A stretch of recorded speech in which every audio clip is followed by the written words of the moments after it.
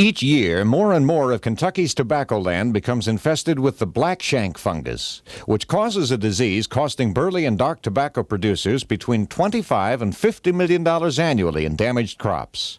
In the next few minutes, we'll show you what Black Shank looks like, how the pathogen operates, and suggest some important practices to help you control it. Black Shank is caused by a soil-borne fungus that attacks the roots, the stems, and occasionally even the leaves of the tobacco plant. Some of the symptoms of Black Shank are quite striking, while others are more hidden. The most obvious symptoms of Black Shank in burley tobacco are a sudden wilting, yellowing, and collapse, and finally death of the plant, while in a susceptible dark variety you tend to not have the yellowing, but instead have a reddish-brown, sudden wilting, dying plant. Also, you will notice that the lower root system, especially some of the major roots and the lower stem, have rotted. If you split the stem open, you should see that the stem has disc badly and also is very dark.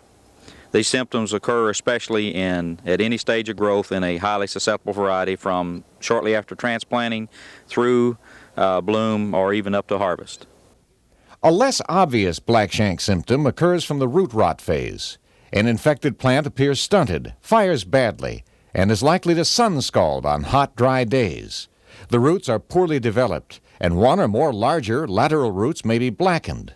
The secondary roots will be sparse, giving the root system a rat tail look rather than the dense, abundant appearance of healthy plant roots. Black cankers will be present on the roots, and you may see extensive sloughing of the outer root layers. This phase of the disease is called hidden Black Shank, and it's quite common in Kentucky, especially where resistant tobacco varieties are planted. Whether or not the Black Shank fungus will damage a tobacco crop depends considerably on two things: the variety of tobacco grown and the race of the Black Shank fungus itself. There are two races of the Black Shank fungus in Kentucky. Race 0 is the more common one, and it attacks all plants except those that are hybridized with the L8 hybrid, that is, those with the genes for resistance to L8. It causes its greatest damage, however, on highly susceptible varieties like Kentucky 10 and Kentucky 14. The other race that's present and is called Race 1. It's more present in southern Kentucky, close to the Tennessee line, and it attacks all varieties, including those that are hybridized with L8. However, the greatest damage will occur in standard varieties and those with L8, while the resistant varieties will still be quite tolerant to both Race 0 and Race 1. Because there are two races of Black Shank fungus in Kentucky, and because the aggressiveness of different strains of the fungus in the soil varies considerably, it's difficult to control Black Shank by relying on plant resistance alone. If L8 is put into a field to stop Race 0, eventually Race 1 will replace Race 0, and the use of L8 will no longer prevent Black Shank damage to the crop. In general, in fact, continuous planting of the same resistant variety in the same location causes changes in the Black Shank fungus populations.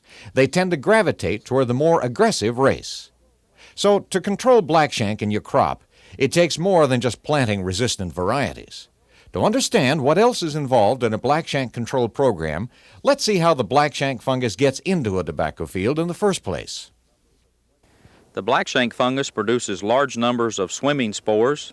These spores allow the fungus to move around in water and locate the host plant, and also then will be spread rapidly in running water or any other source of water. In addition to the swimming spores, the fungus also produces large numbers of resting spores, which allow it to persist for long periods of time in the soil. And this is why the disease persists for such a long time at a site once it has been introduced. As a consequence, anything that moves soil or water or tobacco tissues can move the Black Shank fungus. If contaminated soil, water, or tobacco is carried from one location to another, the Black Shank fungus is carried too. Some things that can move the fungus are obvious: rainwater, drainage, or irrigation from a contaminated pond, plants infected in the bed, or lowland flooding.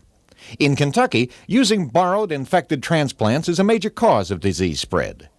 But men, animals, and equipment can carry Black Shank fungus as well. Cattle can move infested soil with their feet. And fumigators, discs, plows, cultivators, transplanters, tractors, and spray equipment have all been known to spread the Black Shank fungus.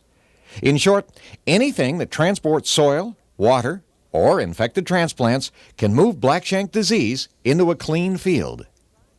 So besides using resistant varieties, the second important part of a Black Shank control program is sanitation, keeping anything which might be infested with the Black Shank fungus away from tobacco beds and fields. Tobacco stalks and barn trash from Black Shank infested fields should be burned. If you can't burn them, at least keep them on land which you know already has the Black Shank fungus. Be sure your plant bed is free of Black Shank. Use good plant bed practices.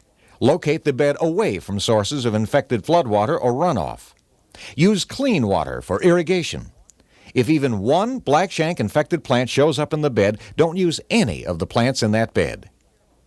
Be careful not to bring Black Shank onto your farm. If you lend or borrow tools, clean them before and after you use them. If they were used in Black Shank land, wash them thoroughly and disinfect them with a Nabam solution or a solution of 10% household bleach.